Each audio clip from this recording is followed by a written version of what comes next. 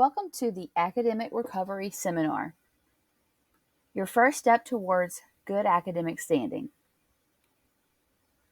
During this seminar, we're going to cover the following things. First, we're going to talk a little bit about what it means to be on academic probation, and we're going to talk a little bit about academic standings in general. Next, we're going to talk a little bit about some of the consequences of being on academic probation.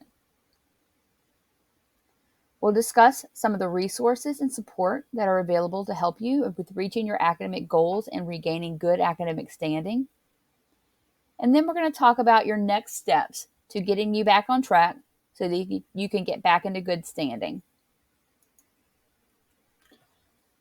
Let's start first by talking a little bit about what is academic standing and how is it connected to your GPA. So first, we must understand that there's different types of GPA. There's cumulative GPA.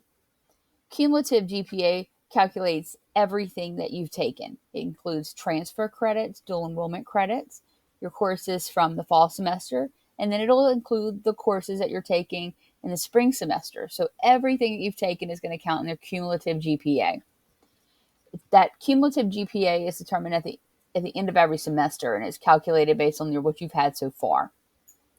Semester GPA, on the other hand, is based strictly on the classes you've taken in a given semester. So those grades, how they calculate out, will be considered your semester GPA. Academic standing is connected to your GPA, and it's based on cumulative GPA. Academic standing is determined at the end of each semester, and it's posted on your transcript and your academic record. So let's talk about the different types of academic standing and how that relates to where you're at right now. The first academic standing that we're going to discuss is good academic standing. So good academic standing is a cumulative GPA of 2.0 or above. So this is the ideal. Anything above a 2.0 or above puts you in good academic standing. While you're in good standing, you're allowed to attend without any academic consequences. I say academic consequences because what we're talking about right now is specifically related to academic standing, not financial aid. We'll talk more about that in just a few minutes. The next standing is academic probation. So academic probation occurs when your cumulative GPA is less than 2.0.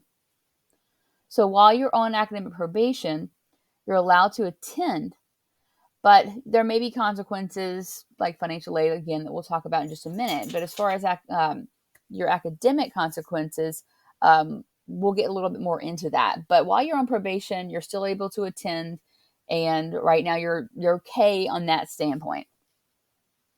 But what we really want to try to avoid is this next one, and that is suspension. So suspension occurs while your student is on probation if they have another semester with a GPA below a 2.0. So the semester GPA is below a 2.0. So when that happens, the students have to sit out for one semester and they'll need to reapply for admission to the university. So this is what we want to try to avoid, because right now with being on probation, as long as you're on probation, you're in that red zone of possibly being suspended if you don't make the GPA that you need to make.